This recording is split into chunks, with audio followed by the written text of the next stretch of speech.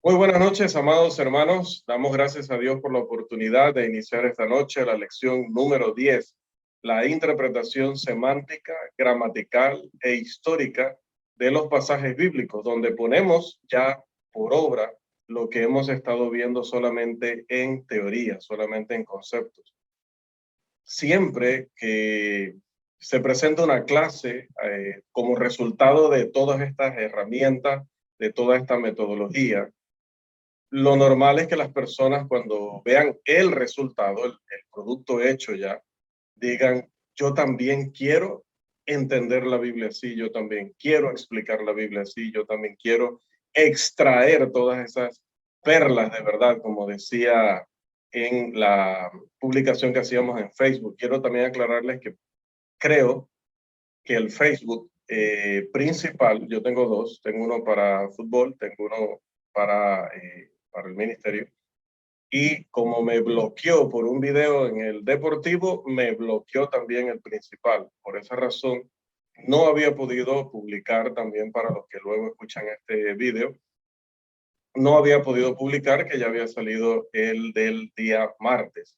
O sea que el miércoles no pude publicar, el jueves no pude publicar, estuve 48 horas bloqueado.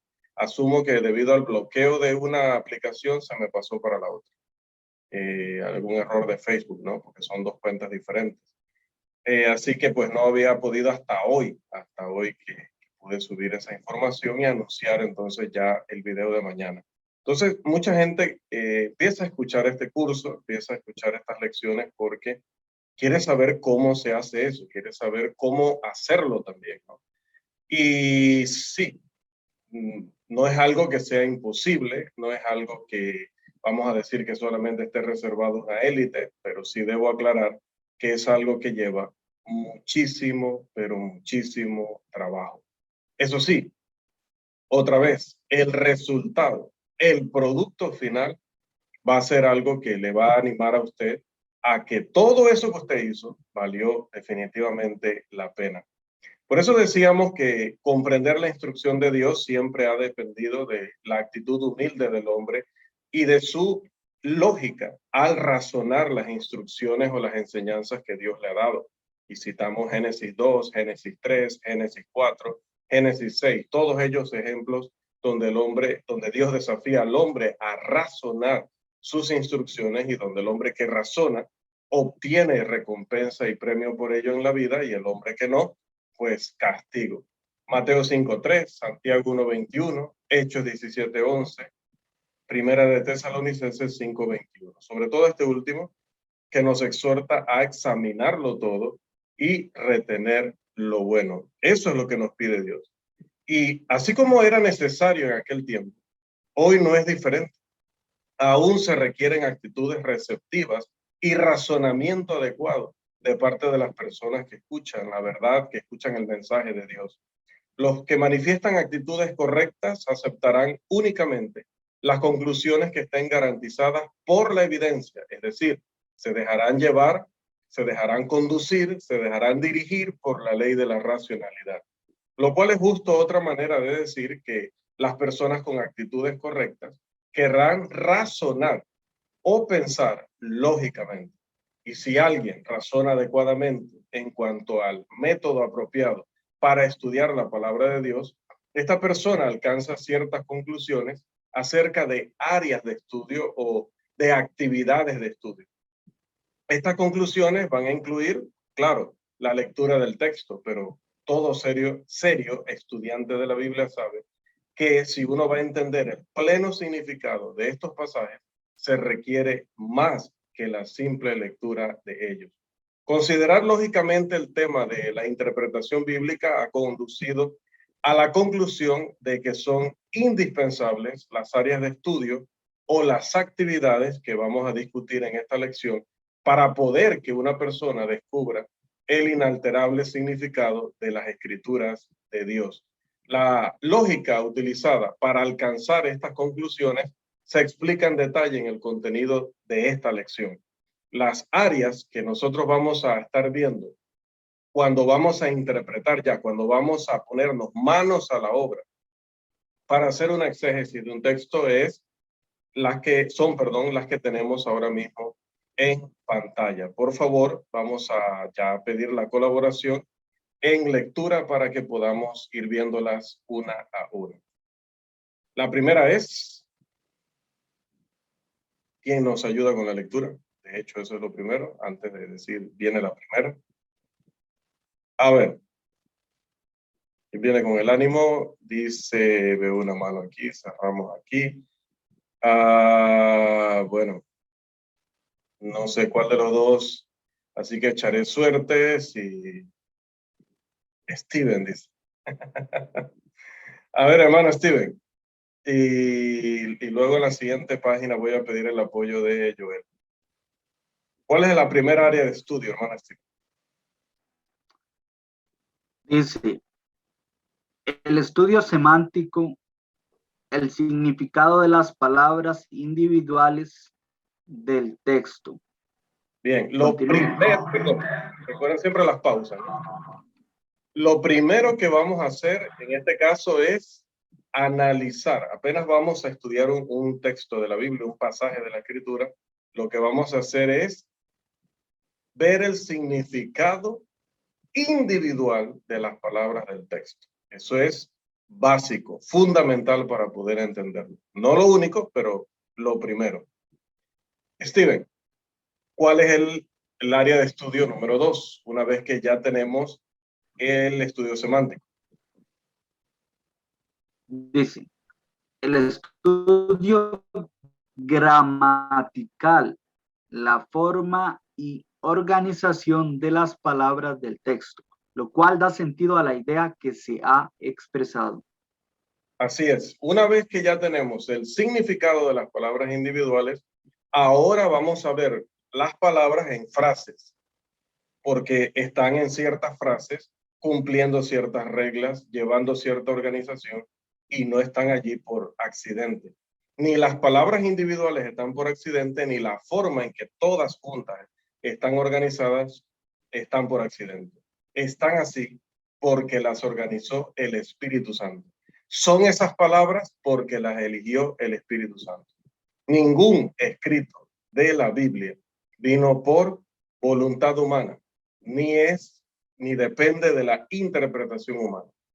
Todas las palabras, cada una de las palabras que se encuentran en la Escritura, las eligió el Espíritu Santo. La forma en que están expresadas en sus idiomas originales son las formas que eligió el Espíritu Santo. Por lo tanto, nosotros necesitamos respetar tanto la semántica como la gramática para poder llegar a conclusiones correctas. Número 3, ¿cuál es la otra área, Steven? Dice de la siguiente manera, el estudio contextual, el significado del entorno de las palabras del texto y su efecto sobre el significado de las palabras del texto bajo consideración. Después nos pasó un poquito al final.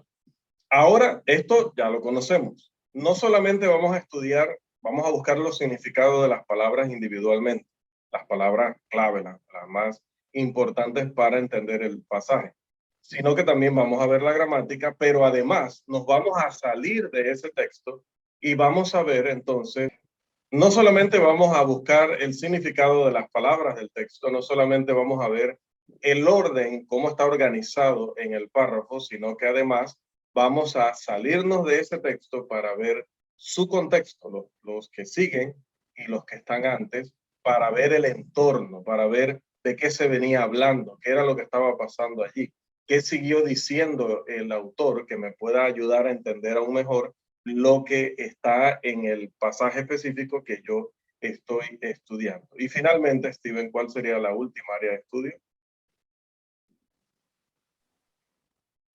Dice,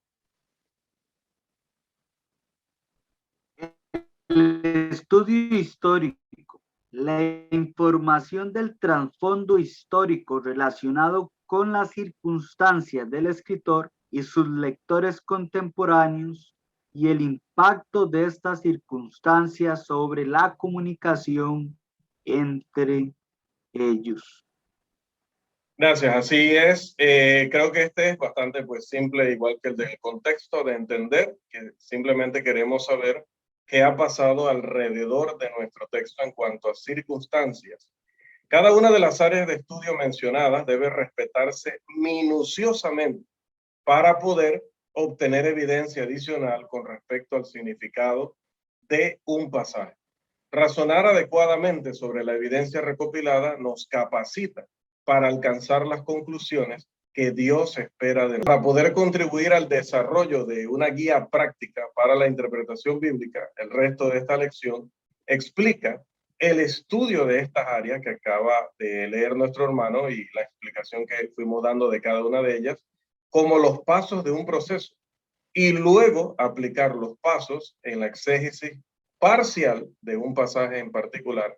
El que hemos elegido es Primera de Corintios, capítulo 5, versículo 7, la primera parte. Así que usted puede ir ubicándose ya en esa lectura, porque ese va a ser el texto que vamos a estar analizando hoy, o al que vamos a estar aplicando todos estos pasos o todo este proceso que hemos estado viendo en cuanto a las áreas de estudio: semántica, gramatical, contextual e histórica.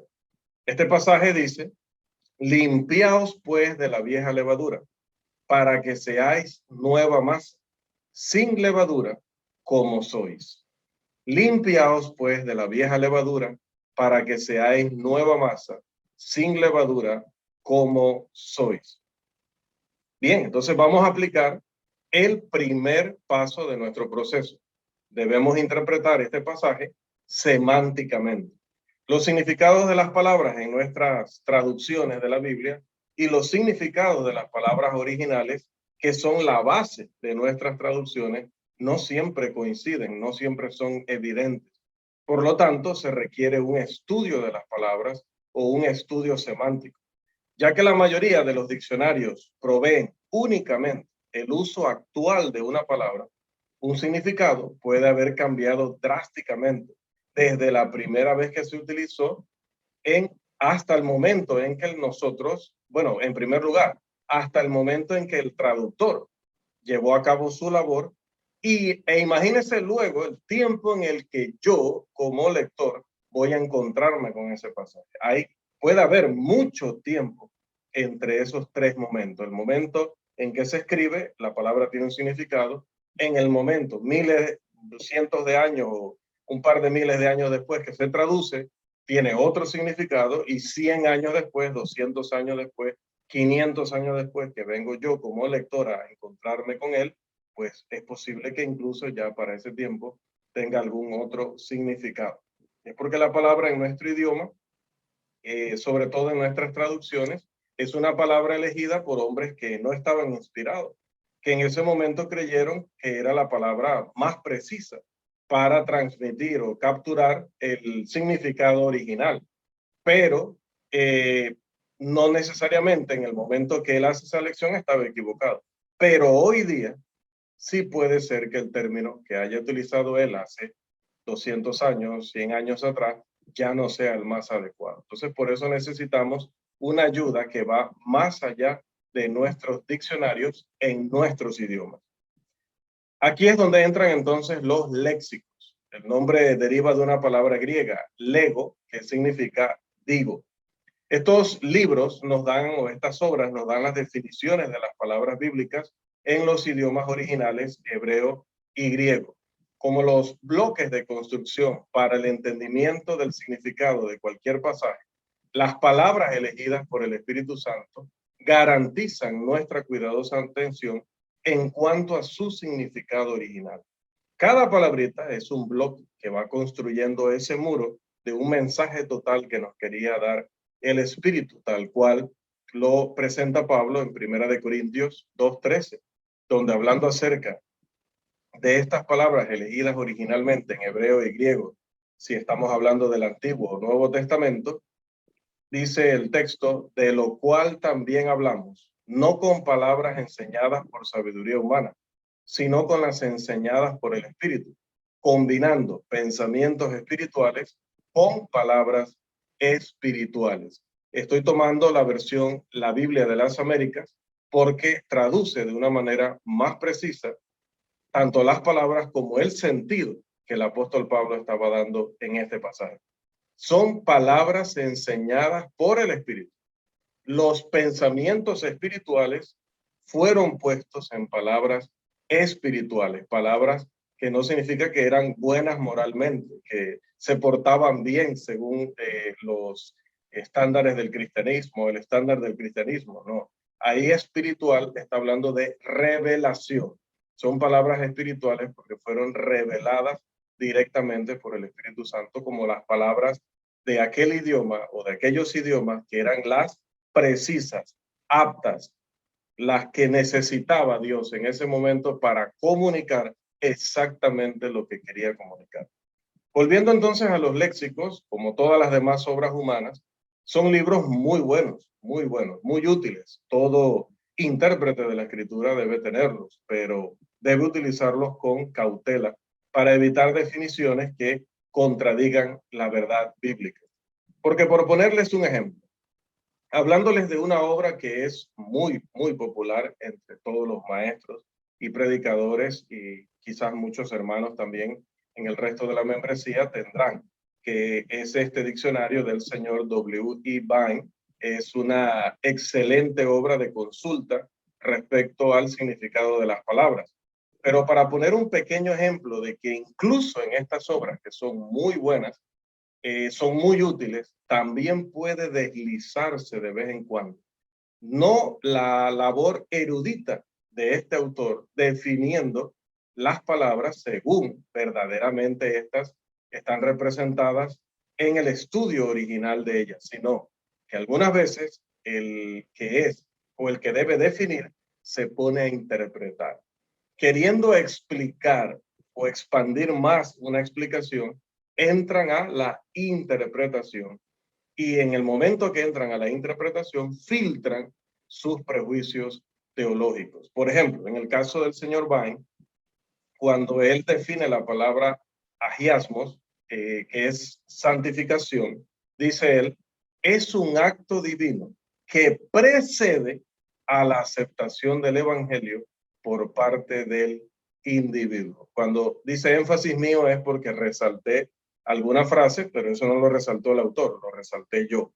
No, no es que él pone que precede, así es resaltado. Ahí es que esa palabrita indica que él cree en la doctrina calvinista de que antes de que alguien obedezca al evangelio, el Espíritu Santo tiene que santificarlo, tiene que poner en él fe para que esa persona entonces pueda creer y pueda obedecer el evangelio. Eso es lo que él quiere decir con esta expresión de que es un acto divino que precede a la aceptación del evangelio. Entonces ahí él no está definiendo, él no está viendo el sentido original de la palabra. Ahí está aplicando lo que él aprendió como discípulo de esta doctrina de hombres, ¿no?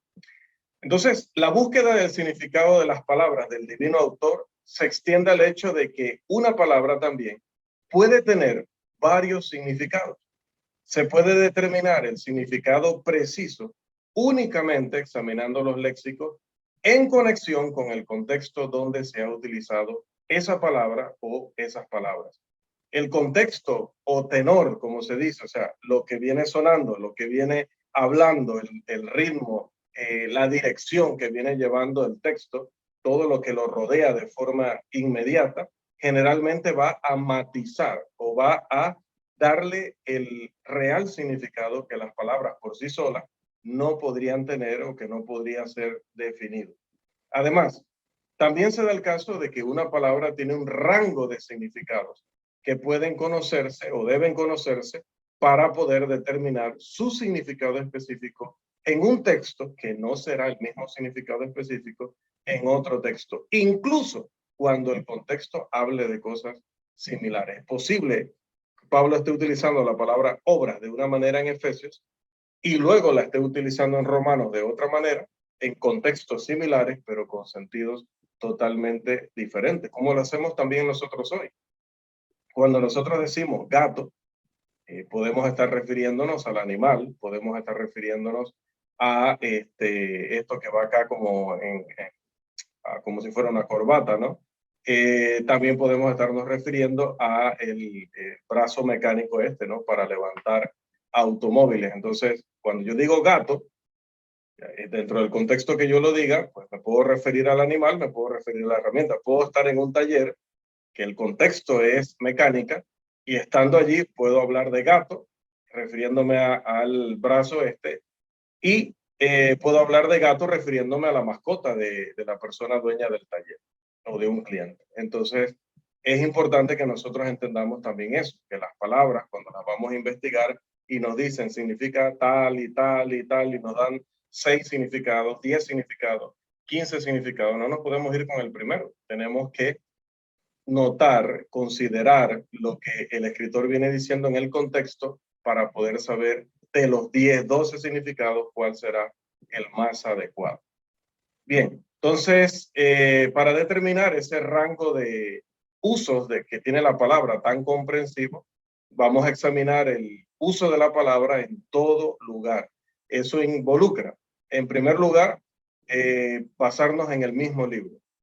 En otro lugar es irnos a otros libros que mencionen la misma palabra, sobre todo cuando la utiliza el mismo escritor inspirado.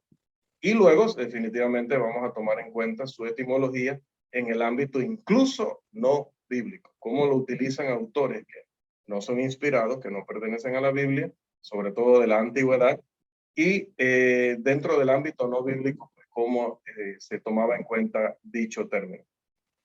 Lo que viene a continuación, el siguiente material, va a presentar entonces los frutos de el estudio semántico utilizando las palabras clave del texto griego del pasaje que habíamos mencionado, que sería nuestro texto base de hoy.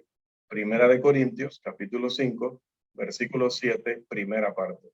Le pedí que se ubicara allí, así que nuevamente le voy a pedir que vayamos allá. Vamos a también colocarnos aquí en la presentación en el detalle y voy a pedirles nuevamente que por favor con la mayor solicitud y celeridad me colaboren con la lectura.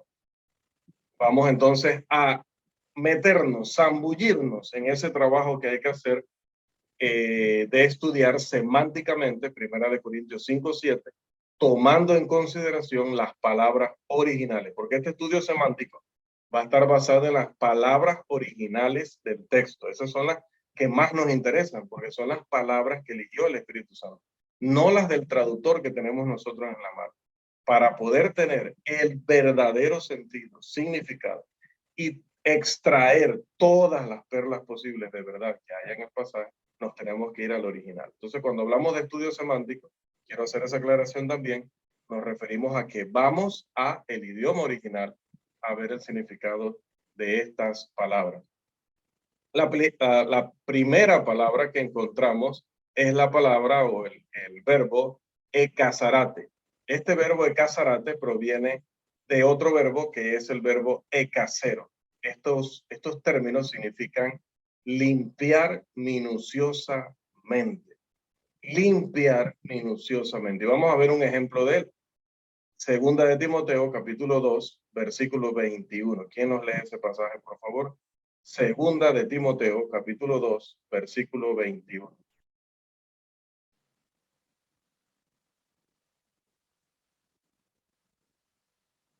Segunda de Timoteo 2:21, a ver, es gratis la lectura.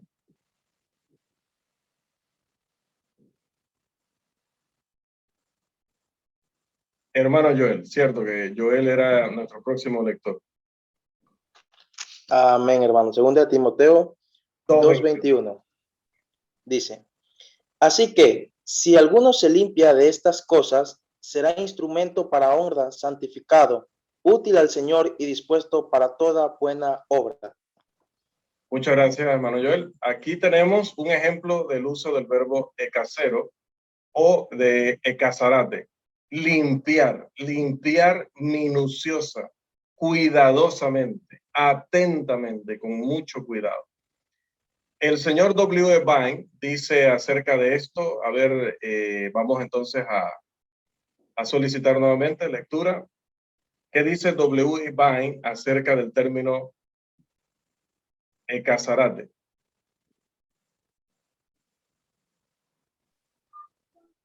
Amén. Viene, dice que significa limpiar concienzudamente. Se dice respecto a limpiarse de levadura. Así es, y cita nuestro pasaje, gracias Rafael, 1 Corintios 5, 7. Dice Bain que es limpiar concienzudamente. No es así como que usted está limpiando y pensando en la esposa, en la novia, en el trabajo, cómo le irá mañana, en las deudas. No, no, no. Concienzudamente usted está cuidándose de que no quede nada, ni una mancha, ni una arruga, ni cosa semejante, dirá Pablo refiriéndose a la iglesia del Señor. Pero no solamente Bain, seguimos consultando y le voy a pedir allí a Rafael que nos siga ayudando con las definiciones. Si vemos qué definición le dieron estos señores, Kittel y Friedrich. Sé que en inglés se pronuncia diferente, pero estos señores no eran norteamericanos, así que estos señores son Kittel y Friedrich. Ellos, ¿qué dicen acerca de Casarate? Leemos desde la comilla en adelante, Rafael. Directamente la definición. ¿Qué dicen ellos? Es una traducción del término técnico rabínico para limpiar de levadura. Usa la metáfora de limpiar todo de lo que esté leudado antes de la Pascua para mostrar que todos los pecados y abominaciones paganas deben ser abandonadas si Cristo, el Cordero de la Pascua, va a reinar en nosotros. Así es, gracias Rafael. Y ya para finalizar, también consultamos otro léxico, el de los señores Moulton and Howard. ¿Qué dicen ellos? Ellos primero que todo notan, quiero antes que lea Rafael, que la preposición ek, ahí en Casarate, es un compuesto y tiene el significado o tiene el sentido perfectivo. Esto significa que la acción de la cual se está hablando allí es una acción que se concibe como habiendo alcanzado su consumación o que continúa hasta completar su propósito o que se alcanza en repetidas ocasiones, pero en cada una de ellas llega a su cometido, o sea, que ya se consumó, sea que está en ese proceso hasta que completa su propósito, o que ya lo ha hecho una y hay que hacerlo nuevamente, y hay que hacerlo nuevamente, y hay que hacerlo nuevamente. Interesante ahí lo que dicen los señores Moulton and Howard. Ahora vamos a ver su definición. ¿Qué dicen ellos acerca de este verbo casarate? Rafael. Amén, varón. La acción se concibe como una acción que ha alcanzado su consumación o que continúa hasta completar su propósito o que se alcanza repetidas veces. Así es. Bien, ahí, bueno, recalcando lo que habíamos mencionado, pero sobre todo recalcando o resaltando el uso del término o la preposición ek, ¿no? Eka, antes de zarate. Bien, continuamos entonces. No solamente tomamos en cuenta el término limpiado, seguimos con el siguiente término clave de nuestro pasaje. En este caso es la palabra vieja. A ver, ¿quién más nos ayuda con la lectura? Si no, pues se las llevan todas Joel y Rafael. A ver, Joel. La palabra vieja viene de palayan o palayos. ¿Qué dice Efesios 4:22, Joel? Ya lo tenemos en pantalla. Así en cuanto a la pasada. Ok. Efesios 4:22 dice: en cuanto a la pasada manera de vivir, despojados del viejo hombre, que está vaciado conforme a los deseos engañosos. Viciado. Dice, despojados del viejo hombre. Y ahí nuevamente se utiliza el término palayos. Y Colosenses 3:9, ¿qué dice? Que es un pasaje paralelo. Dice: no mintáis los unos a los otros, habiéndoos despojado del viejo hombre con sus hechos. Otra vez, el término viejo, el término original, palayos. Joseph Henry Thayer, uno de los lexicógrafos más reconocidos del Nuevo Testamento griego, hablando acerca de palayos en Romanos 6:6, ¿qué dice Joel, por favor, ¿cuál es la definición que dice? Allí el término griego, la expresión griego ahí es ho-neos. Ok, dice, opuesto a ho-neos, nuestro viejo hombre, es decir, nosotros, como éramos antes de que nuestra manera de pensar, sentir, actuar fuera cambiada. Gracias, Joel. O sea, el término palaios, viejo, dice, es opuesto a ho-neos o nuevo. Nosotros éramos antes así. Ese palayo se refiere a cómo éramos antes de que fuéramos transformados o cambiados por Cristo. Vine dice que el adjetivo que se utiliza aquí se usa metafóricamente para hacer referencia al mal moral y también cita 1 Corintios 5, 7 y el 8. Bien, pero seguimos investigando los términos clave del texto. Ahora vamos a la levadura. Sumed, que viene del término raíz sume. Este término levadura, sobre él, ¿qué dice W. E. Vine? A ver quién nos ayuda. Amén, varón.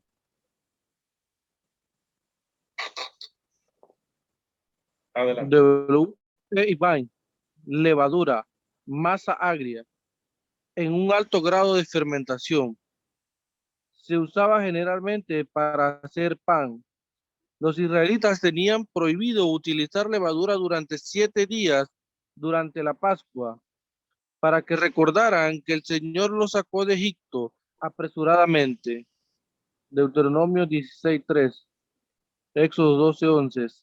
El pan sin levadura, de sabor insípido, les debía recordar también sus aflicciones y la necesidad de juicio propio, y recibe el nombre de pan de aflicción.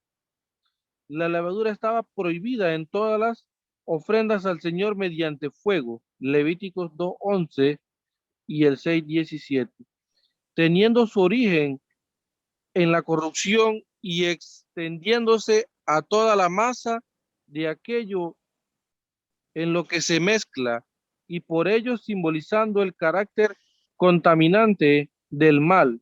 La levadura estaba totalmente fuera de lugar en las ofrendas que tipificaban el sacrificio propiciatorio de Cristo.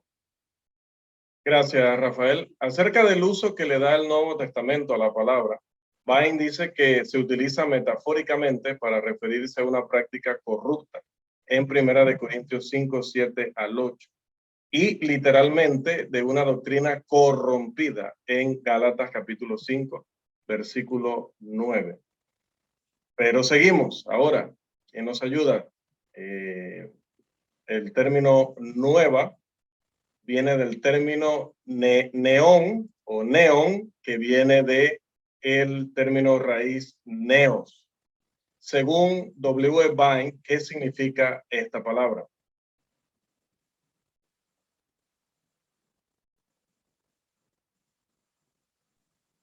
Amén, varón. Nuevo con respecto al tiempo. Lo que es reciente se usa de los jóvenes y así se traduce especialmente en el grado comparativo, más joven, menor. Así, lo que es neos puede ser una reproducción de lo viejo en cualidad o carácter. Gracias, Rafael. Taller dice que esta palabra simplemente significa nueva, en 1 Corintios 5:7. Vine sí todavía se explica un poco más, ¿no? Se extiende un poco más en la definición. Y allí mismo abajo, Rafael, tenemos el término masa en español, que viene del término furama en griego. ¿Qué dice Joseph Henry Taller acerca de este término furama? Amén.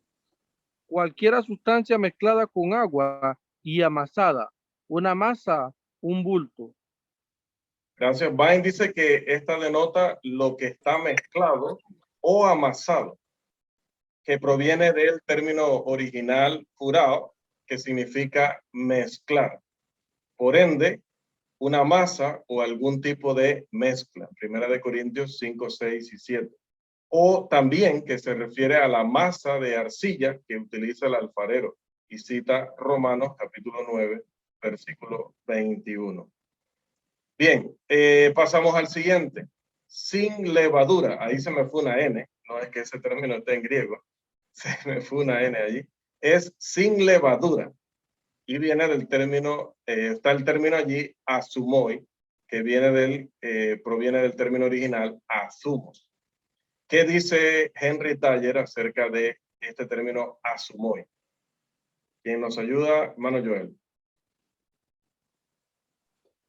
Dice, los cristianos que sí son lo que deberían serán llamados asumoi, es decir, sin levadura de iniquidad, libre de corrupción. 1 Corintios 5, 7. Así es, dice que los que sean lo que deberían ser, ¿verdad? Esos van a ser llamados gente sin levadura, es decir, gente sin corrupción, gente sin contaminación. Bain dice que esta palabra, ¿qué denota? Joel.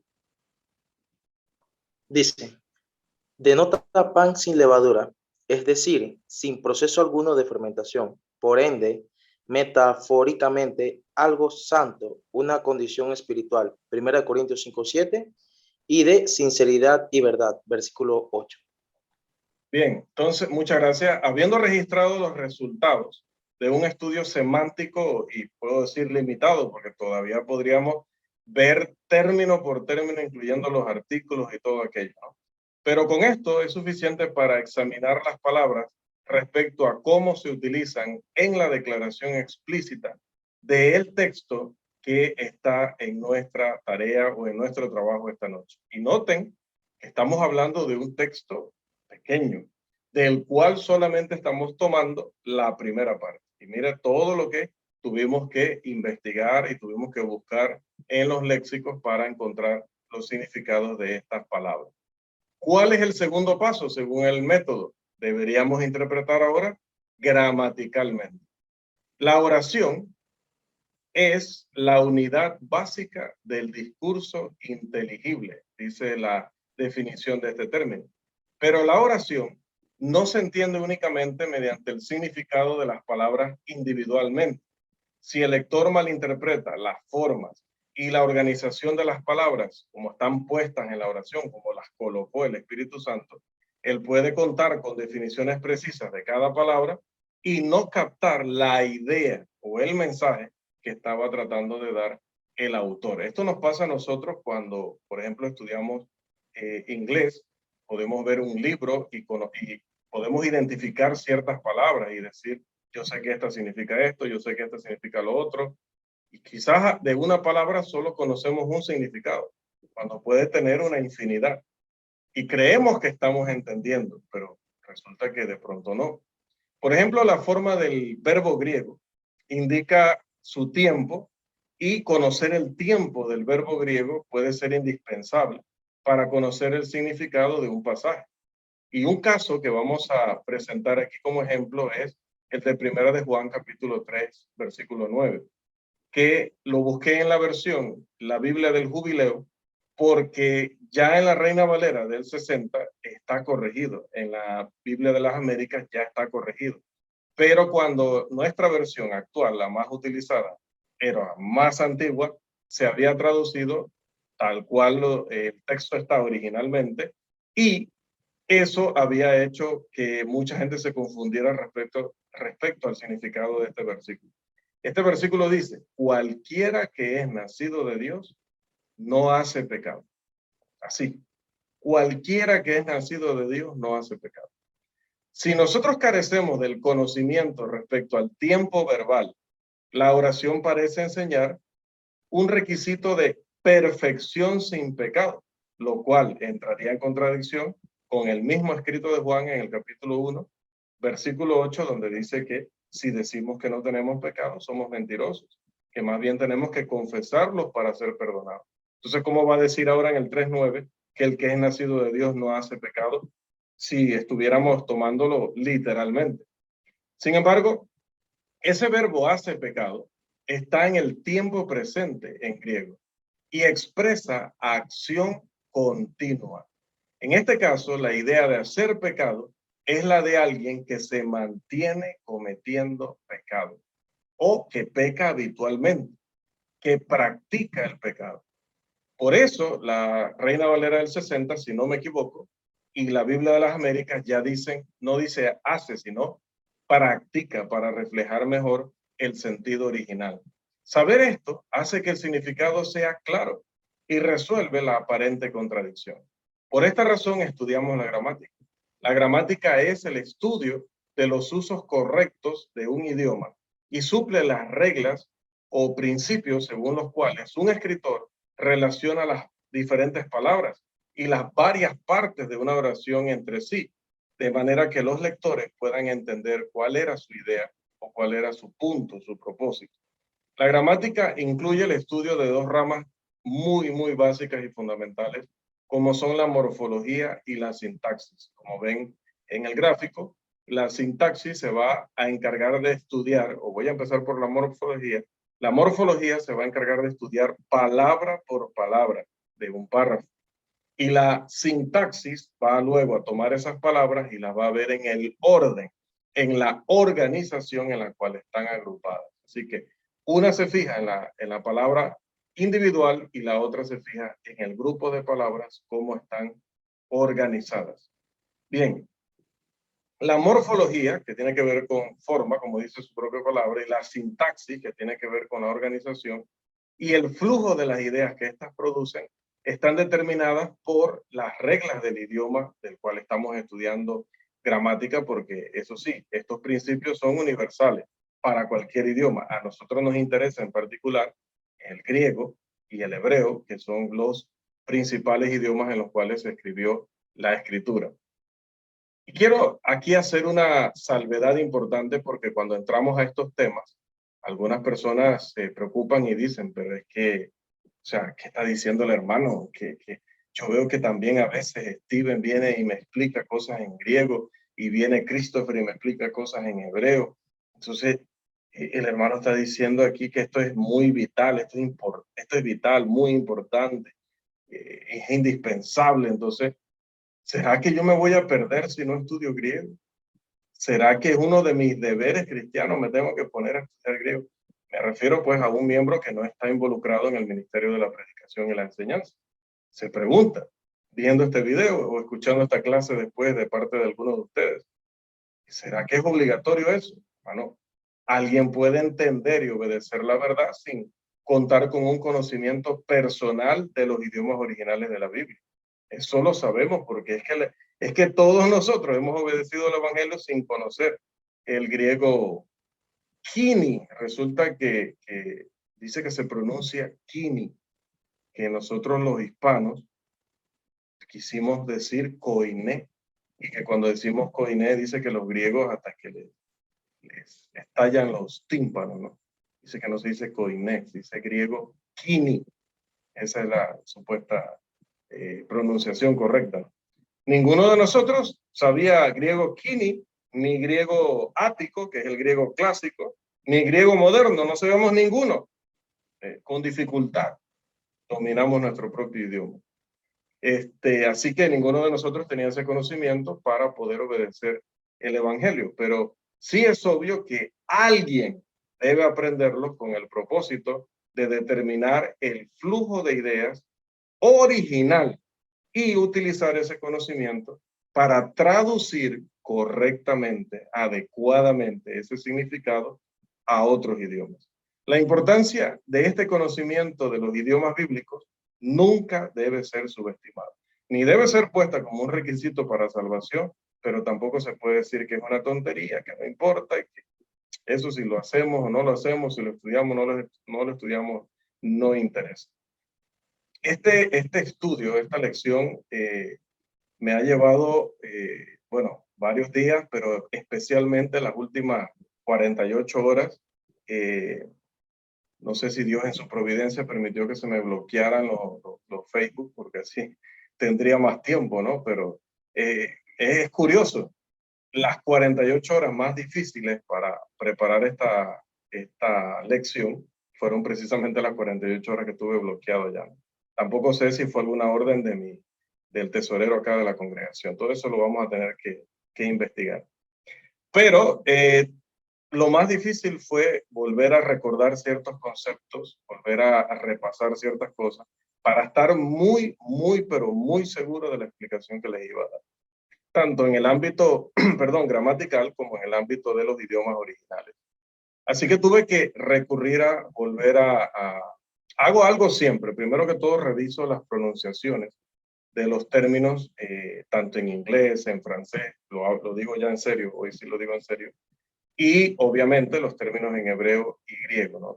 Trato de tener una guía en cuanto a la pronunciación de los términos, por lo menos los que voy a usar en mi estudio.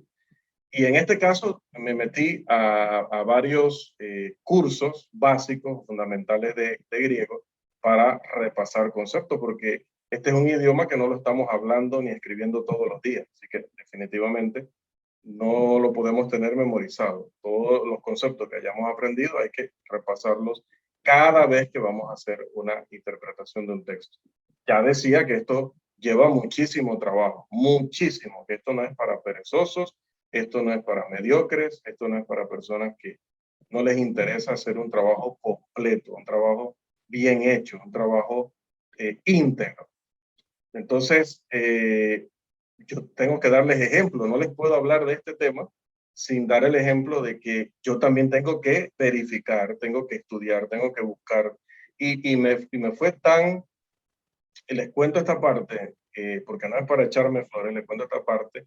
El propósito de decirles esto es que encontré una serie de canales que yo no los había visto, una serie de canales muy interesantes, muy bonitos, muy bien organizados, tremendos, no tan buenos como el de la escuela José Blanford Smith, pero son aceptables, ¿no? Son canales buenísimos para enseñarte griego Kini, ¿no? Griego del Nuevo Testamento. Están cursos del hermano Willy Alvarenga. Yo había pasado por alto buscar en YouTube si había material del hermano respecto a esto. Y pues me lo encontré. Y gloria a Dios que cualquiera persona que quiera aprender griego del Nuevo Testamento, en el buscador o en el motor de búsqueda le va a aparecer nuestro hermano. Eso es maravilloso. Pero vi una cantidad de recursos que me daban ganas de suscribirme. ¿Por qué? Porque cuando a mí me tocó estudiar esto, que no tampoco es que lo estudié, no, tampoco piense que lo estudié, que es una barbaridad y que puedo traducir el Nuevo Testamento. No, la verdad que fue bastante básico, pero lo que estudié en ese tiempo tenía que estudiarlo directamente de un libro, con una letra, una tipografía que dejaba bastante que desear, que te cansaba mucho, te irritaba mucho, pero ahí había que estar, ¿no? Y tratando de... Y lo peor de esto es que mis primeros estudios del griego fueron en libros en inglés. Entonces, imagínense el sancocho, decimos acá en Panamá, ¿no? La sopa de no sé cuál decir allí. Oye, alguien de allá de Centroamérica que me sugiera, Steven, una sopa que lleve demasiadas cosas allá en Costa Rica, ¿cuál es?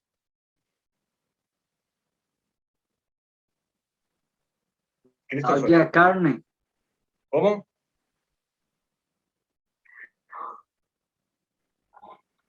De carne. La olla de carne. Olla de carne, gracias, Sí. Christopher y Steven. Bueno, imagínense, es una olla de carne, porque usted tiene que estar leyendo en inglés la explicación del idioma griego. O sea, fue, hermano, algo, fue, no voy a decir con castigo, pero muy cercano a eso. Y hoy hay personas que te lo explican en video con dibujitos, con gráficos, con no sé qué, sus diapositivas, y gracia, tienen una gracia increíble para explicártelo todo. O sea, hermano, yo creo que no hay excusa, hermano. No, hoy, si no había excusa en mis años de mocedad, de juventud, hoy día ninguno de ustedes tiene el más mínimo recurso para excusarse de no tener por lo menos una idea básica de esto tan importante. Porque a veces decimos, yo quisiera agarrar, otra vez vuelvo al punto, ¿no? Yo quiero agarrar un texto y predicar ese texto media hora. He escuchado que cuando uno llega a hacerlo, pues ya ahí sí ha llegado al punto que tenía que llegar, ¿no? Pero es que nunca vas a llegar allí si no haces un estudio semántico, un estudio gramático, un estudio contextual, un estudio histórico, respetando todo ese proceso con todos los pasos que él conlleva. Entonces, amados, los exhorto porque verdaderamente vale la pena y no tienen que vivir lo que yo viví en aquellos años. De hecho, un hermano de la congregación me regaló uno de esos libros. Voy a mostrarles.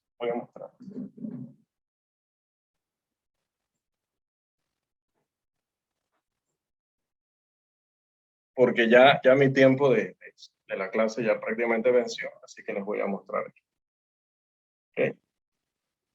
¿Okay?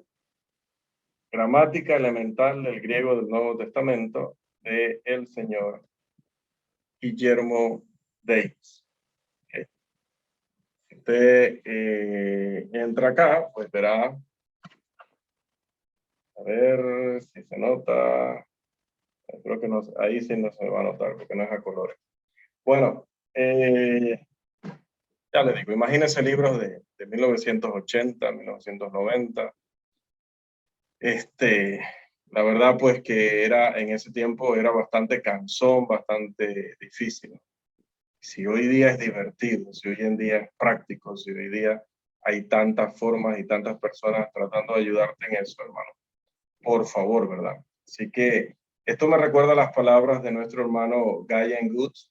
El hermano decía lo siguiente: seguramente los fieles y comprometidos expositores de la Biblia no estarán satisfechos con menos que lo mejor que puedan ofrecer en sus esfuerzos para exponer la palabra. Y ahora es tan fácil tener un conocimiento básico del Nuevo Testamento griego que no adquirirlo debe considerarse como evidencia de lasitud, pereza e indiferencia en el tema más vital que desafía la atención de los hombres. Hermano, que esta exhortación de nuestro hermano quede para todos nosotros. Ya dice él, imagínense que decía él, yo estoy diciendo que ya era complicado en el año 2000 cuando yo empecé a estudiarlo, y el hermano está hablando mucho antes del año 2000 y para él, decía él, pues era más fácil. Pero claro, estamos hablando de un hermano que también estaba en universidades cristianas en los Estados Unidos, que tienen todos los recursos para explicar de otras maneras y una cantidad de libros, autores. O sea, los recursos que ellos tienen allá es una cosa que está más allá del nivel, como dicen los muchachos, ¿no? Pero ya les digo, hoy día no hay que ir allá. Hoy día no hay que ir allá. Hoy día no hay que ir a la librería, imagínense, a comprar estos libros y tratar de meterse en los libros ahí a tratar de entenderlos. No, ya hay alguien que te da cursos gratuitos de eso, ya digo, de una manera muy interesante, muy práctica. Oye, como dice el hermano, si no lo haces, ya es simplemente una muestra de tu pereza y tu indiferencia. Y para los que aún no son predicadores ni maestros, medítenlo, porque esto lleva mucho trabajo, lleva todo este trabajo y no hemos terminado. No hemos terminado, falta más de la mitad de esta lección. Solo analizando 1 Corintios 5:7, la primera parte. Y se supone que esto lo debemos hacer cada miércoles, cada viernes, cada sábado, cada domingo, el día que ustedes tengan que dar un estudio o tengan que presentar un sermón. Cada vez, porque cada vez que no lo hagan, estarán simplemente pasando por encima del texto, perdiéndose de un montón de información valiosa que podrían obtener, que podrían extraer, que podrían compartir con la congregación si hubieran hecho su tarea, si hubieran hecho el trabajo como debía hacerse. Así que, amados, vamos a dejar nuestro estudio por esta noche aquí y continuaremos entonces la próxima semana.